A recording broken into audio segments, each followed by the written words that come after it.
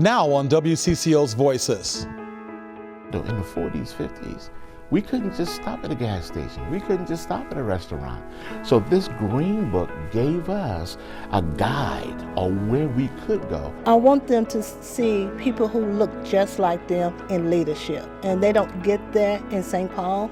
You can go to school for 12 years and don't see anybody look like them. When I get to the campuses, I hope that I see eye-opening opportunities for college and for sports and get to meet new people and find my space. My grandmother, when I was in Afghanistan, was the person that constantly showed up. Like, she showed when I was over there and dealing with stuff and dealing with other people's stuff. She was the one that showed up. And I think grandmothers and grandparents and our ancestors transcend just the physical presence, right? There are pieces that they seed in us that don't germinate sometimes, like me, until I was 49, 50 years old. My grandmother's hands are like sunrise, with fingers thick and coarse, like the cornrows braided into her silver gray hair. Welcome to this special Black History Month episode of Voices. I'm Reg Chapman. Thanks for joining me. We begin with a spotlight on a piece of Minnesota history many aren't aware of.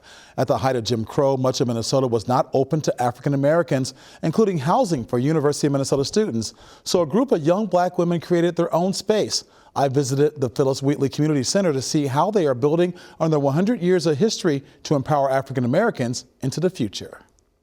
For more than a century, Phyllis Wheatley has been a beacon of hope for the African American community. Phyllis Wheatley has always been that pillar within the community where people can always go and get whatever, as my grandmother say, whatever ails you, we can help you with it. Phyllis Wheatley opened as the first settlement house for Minneapolis' small but growing Black community. It offered services other settlement houses did not. Phyllis Wheatley was a boarding house for Black college students blocked from living at the University of Minnesota dorms. It also housed Black luminaries, including W.E.B. Du Bois, Marian Anderson, and Langston Hughes, who could not stay in Minneapolis hotels. Where could I go that I knew that I would make it home? I'll make it to my destination. And so Phyllis Wheatley was one of those stops in Minnesota.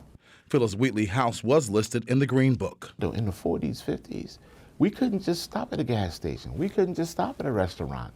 So this Green Book gave us a guide on where we could go, where it was safe, and we could get food, we can get shelter. Armando Dickerson says not only was Phyllis Wheatley a safe haven, it has and continues to be a social and cultural center.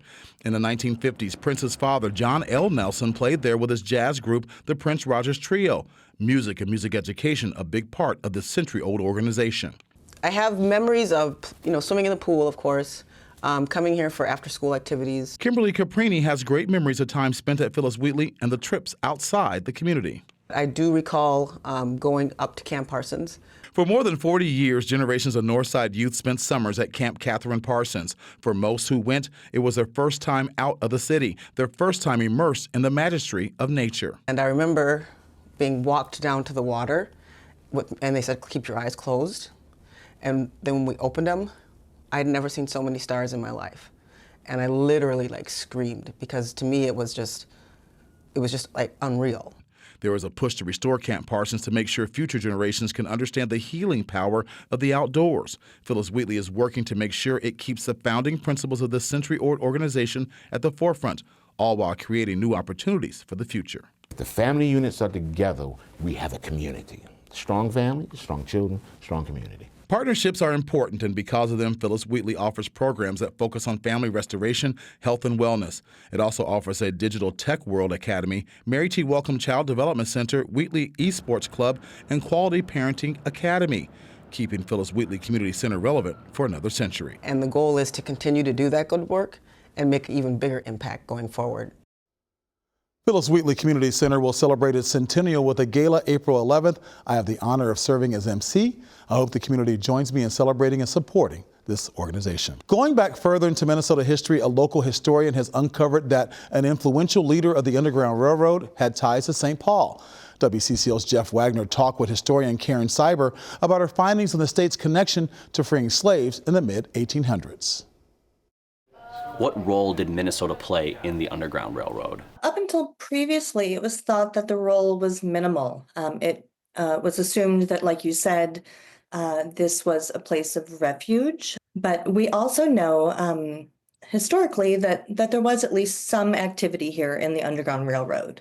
Just this past year, have discovered that quite a major player in the Underground Railroad, who was previously thought to be further south down the river, was actually here in St. Paul during the territorial years of the state. That major player was Moses Dixon, a famous figure in America's Black history. He was a Black abolitionist. He led 2 secret societies that were founded out of Galena and St. Louis that were used to organize both free and enslaved people throughout the United States. Early research placed him in cities along the Mississippi River. He's buried in St. Louis and helped establish a college there. But I found him here in territorial St. Paul in the 1850s, operating as a barber, which we know is a common profession for folks working in the Underground Railroad.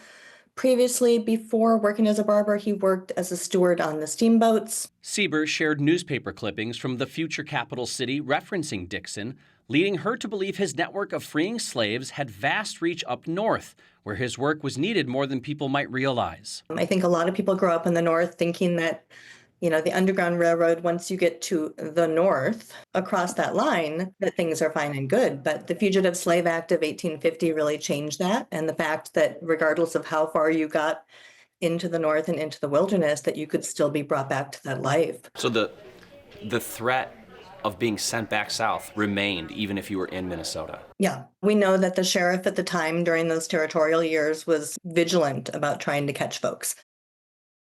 That was Jeff Wagner reporting. Read more on Sieber's historical discoveries at ksieber.com. A career of making sure young people have access to quality education is coming to a close. St. Paul's Joanne Clark has taken more than 1,000 young people to tours of historically Black colleges and universities over the past 20 years. I checked in with Ms. Clark as she was honored during the send-off for her last tour before retiring. The kids love it. They love it. For more than 20 years, Joanne Clark found purpose in encouraging young people to see education as an achievable reality. I want them to understand how important education is. And that education can be a 4-year, 2-year, trade school, or they may go into service, as long as they're doing something that they like. Partnering with Progressive Baptist Church in St. Paul, Clark established a tour of historically Black colleges and universities. I want them to see people who look just like them in leadership, and they don't get that in St. Paul. You can go to school for 12 years and don't see anybody look like them. Clark builds excitement in each student who all have their own reasons for going on the tour. When I get to the campuses, I hope that I see eye-opening opportunities for college and for sports and get to meet new people and find my space. I'm considering Tuskegee because I think they have a very good tech program, so I'm considering that. And FAMU, just the culture there is awesome. That is what Clark hopes. These kids experience culture the way only an HBCU can present it. Well, they come back knowing who they are. They know their history, and part of going to HBCU, the first thing that they do, they teach them their history. And before the tour begins, they came together in the sanctuary of the church to learn about the HBCU journey of some community leaders.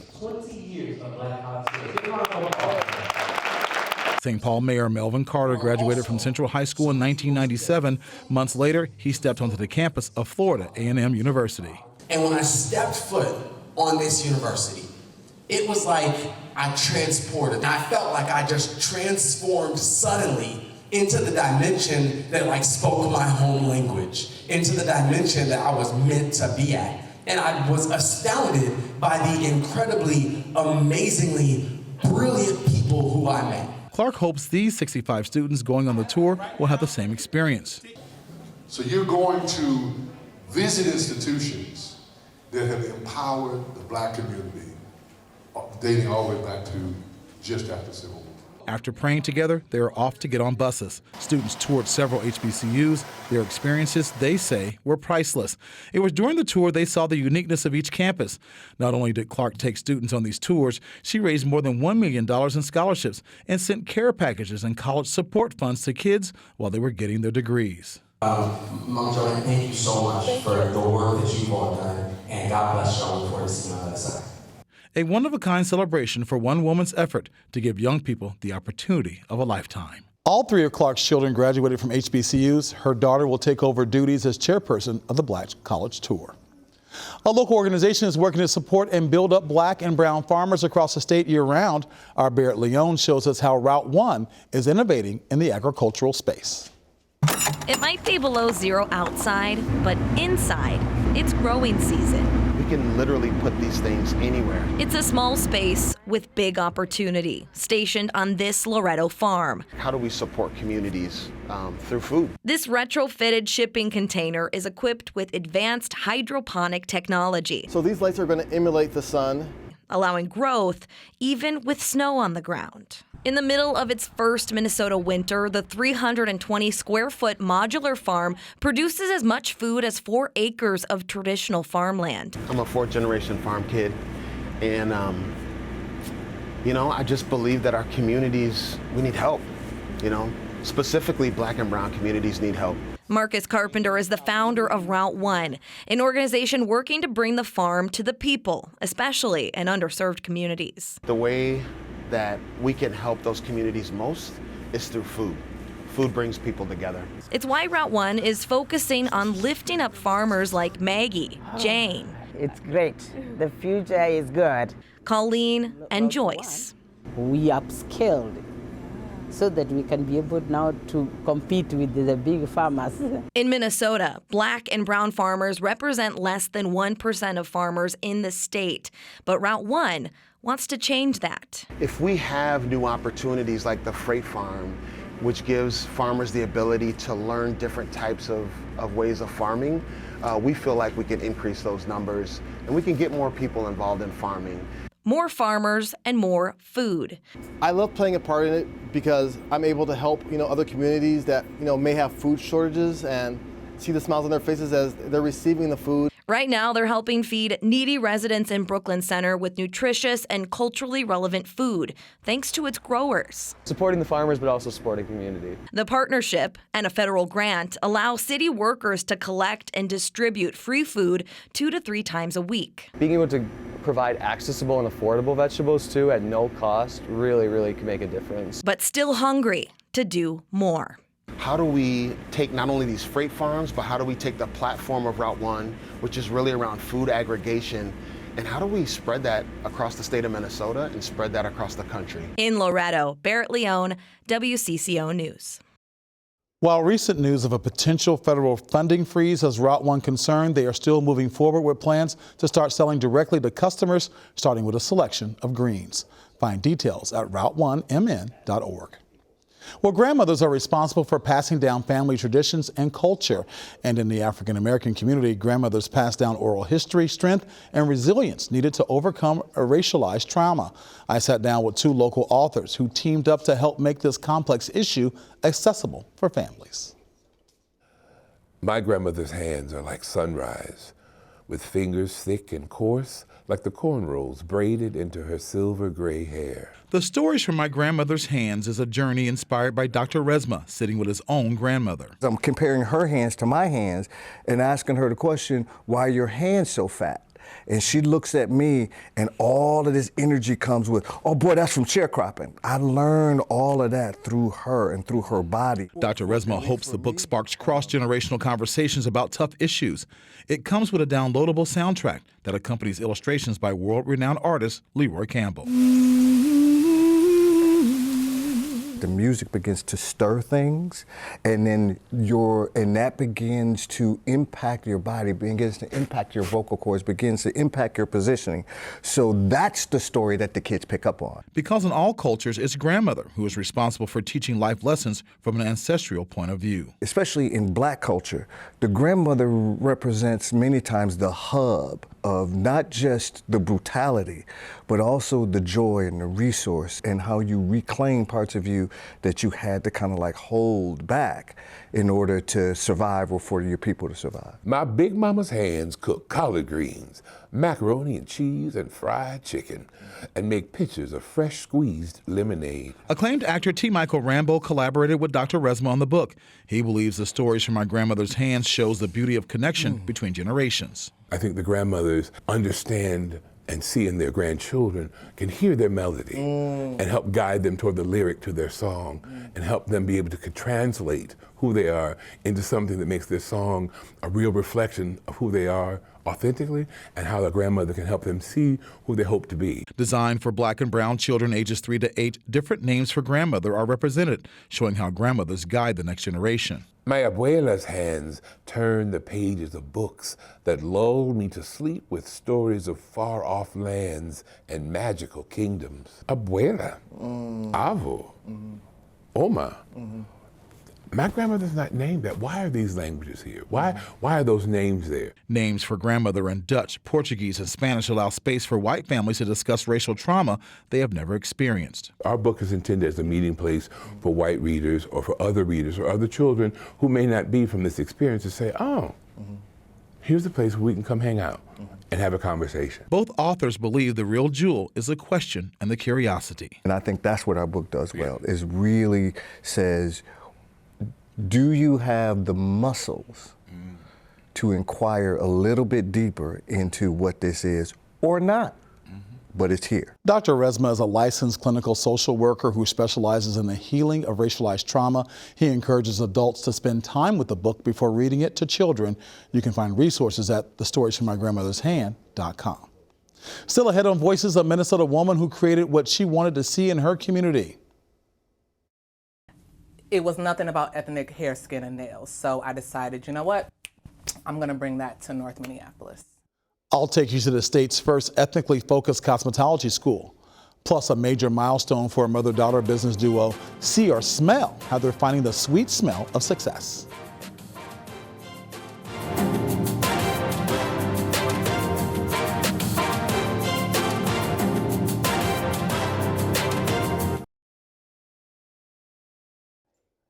A young business owner is celebrating 2 years operating out of her downtown Minneapolis store. Kobe Gregory and her mother have turned a hobby with humble beginnings into a business that's received national attention. I followed my nose to smell what all the excitement is all about. From outside the storefront on South 9th Street in downtown Minneapolis, you can smell the goodness awaiting you inside. It's one of the happiest places in downtown. Kobe Co. is just that, a space helping people create moments of self-care. If you're looking for, a little bit of warmth, a little bit of love, and a lot of vibes, we got it here. Kobe Gregory was a 17-year-old high school student when COVID-19 hit. Forced to live life online, Kobe struggled like many young people did. While I was dealing with a lot of anxiety and depression and just new feelings coming about, Kobe and her mother, Tasha Harris, had just finished taking a candle-making class together. It inspired them to start a business. Working on these candles and Kobe Co. really helped me come out of whatever I was in. Kobe and Tasha began selling their products at local markets and street fairs. Mom quit the corporate job she had for 20 years and began securing partnerships. After 3 years of working off tabletops, they made this downtown Minneapolis retail spot a reality. I would not have been able to do it without my mom or without the fact that this whole thing is about loving yourself and about taking care of yourself.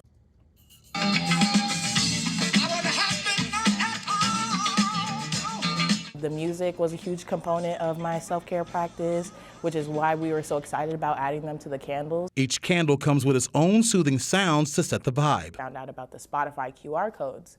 And so that's how we connect our playlist to each and every one of the candles, and they're all different, curated towards each and every theme and scent. And it's not just candles. Kobe Co. sells bath bombs, salts, and room sprays in their signature scents. Champagne scents, floral scents, we love lemon verbena, jasmine, all these different scents that we have. Mom and daughter, both born and raised in Minneapolis, have Care for Community integrated into the foundation of this business. Giving back is super, super important to me. Kobe Co. offers scholarships to young BIPOC women, and a portion of sales created from the Black Lives Matter collection goes to families affected by gun violence. Just the amount of love and recognition that we've received in the short amount of time that we've been in business really blows me and my mom away. That hard work helped land national attention for this local business. Both Essence and Cosmopolitan magazines recognize Kobe Co., a business this daughter and mother team enjoy running together.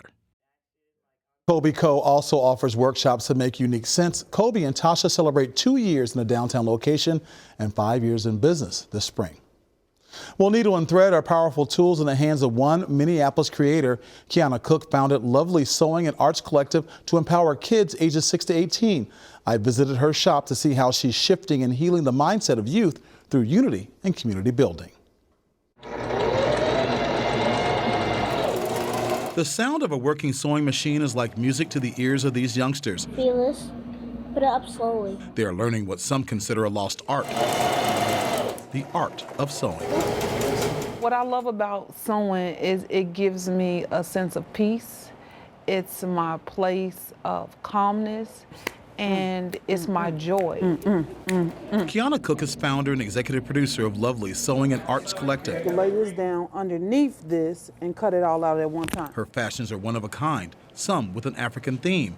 Using fabrics from the continent, she started sewing when she was 6 years old. My mom taught me how to sew by hand, and then I learned how to sew on the sewing machine from my godmom's mom. All the way down, now back stitch. Now she dedicates her time to passing down what she has learned. Press the pedal at the same time. Good job. To the next generation. Light hands on the fabric. Your hands should lightly be touching the fabric. Using sewing as the foundation, but also a tool to teach patience, focus, leadership, and accountability, but also showing the kids that you can make a living off of sewing by creating accessories, creating garments, and selling them. Kiana is guiding her students to develop their skill and foster creativity and self-expression. She used her own creativity to craft the 3-hour classes. That's correct. First, a healthy lunch. Then we do 30 minutes of yoga, which helps the kids to center their energy and prepare them for the 2 hours of sewing,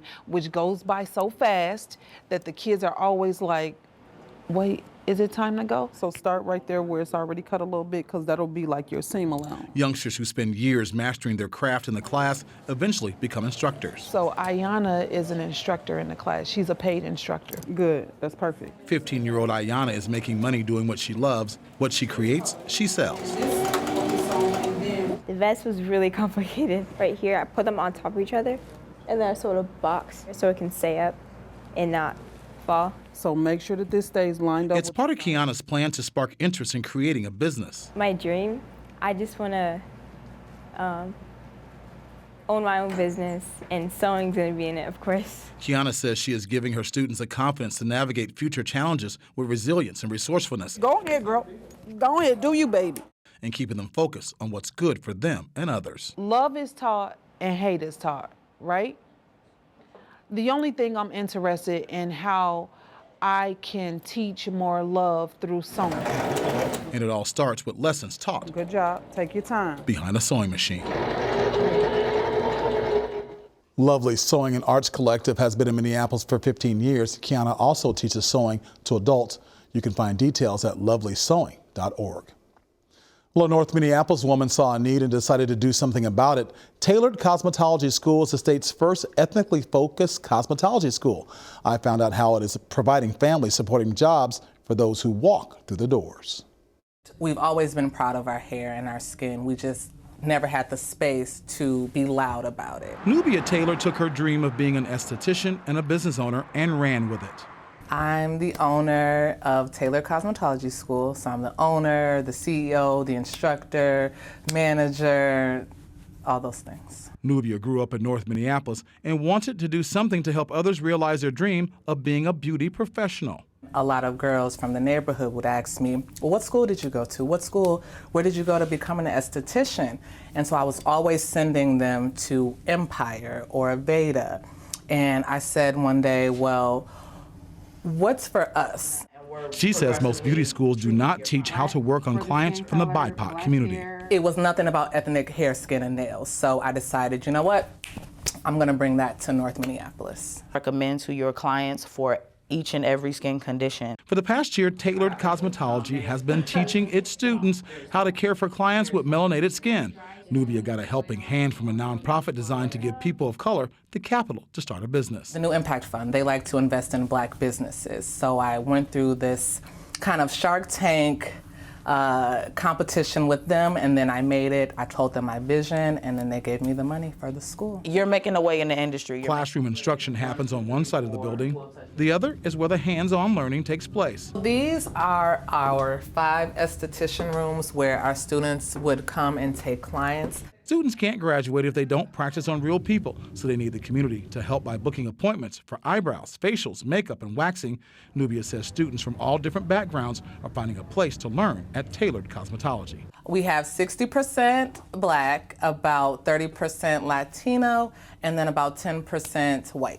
For students like Jasmine Nguyen, being at Tailored Cosmetology School is a dream come true. I want to be an entrepreneur, so I feel like if I have this knowledge that I'm having, just being an esthetician and knowing the basics of what to do, that's going to help me succeed in life. Tailored Cosmetology is enrolling students for its 8th round of classes. Well, Target's announced it's moving away from its diversity, equity, and inclusion policy made waves. Hear from one local woman who says that's why she is refusing support from Target. Next on Voices.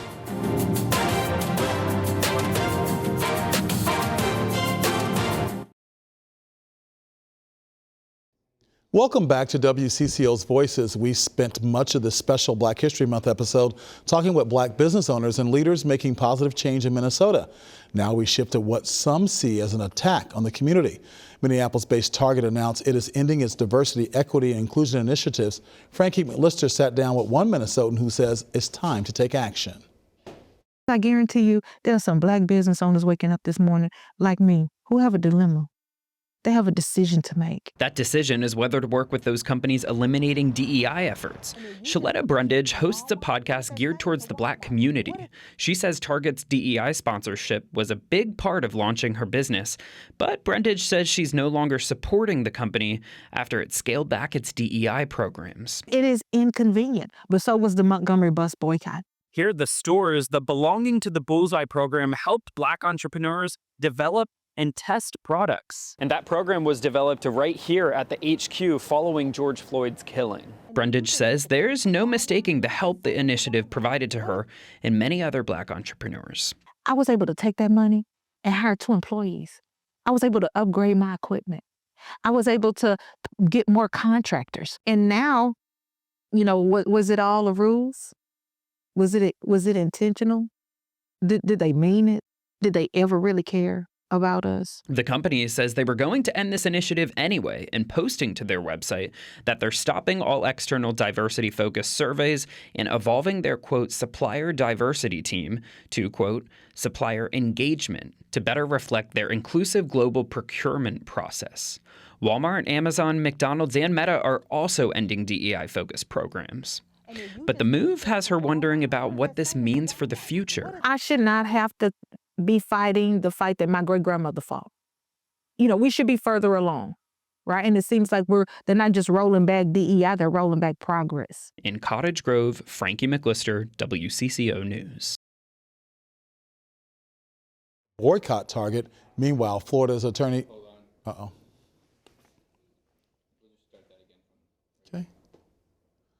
Multiple community leaders have called for people to boycott Target. Meanwhile, Florida's Attorney General has sued Target for having the programs in the first place, accusing Target of betraying investors. Now to a theatrical production. Penumbra Theater staged the musical drama Paradise Blue, a show set in the late 1940s. Cast members told our Barrett Leone the show is now more important than ever. Paradise Blue is a drama that centers around a club, home to a makeshift family of musicians. It's about enduring love, strength, the capacity to go on. Longtime Penumbra actor Lester Purry plays the character Corn. I would describe him as a romantic. The show centers on a Black community fighting for its future. Given the political climate, this play is a bit revolutionary. And a jazz club owner facing a difficult decision whether or not to sell his property. But the play as a whole is about the women. The Black woman has been and still is the strength and the backbone of our community. Women like Nubia Monk's character, Pumpkin. She comes across this other woman who is polar opposite to her, and her journey takes a turn. The show explores themes of gentrification, the complexity of community, and more. It's sad to me that plays like this are still so timely. A story she hopes acts as a mirror and stirs up meaningful conversations. As long as we are walking this earth, plays like this will always be relevant. And that is a blessing, and it is also a curse. And it is powerful, but it is also heartbreaking. But at the same time, it's necessary. In St. Paul, Barrett Leone, WCCO News. Paradise Blue runs at Penumbra Theater through March 9th. Check out penumbratheater.com for ticket information. Thanks for joining me for this special episode of Voices. Go to youtube.com/WCCO and click on Playlist for more stories giving voice to a diverse community.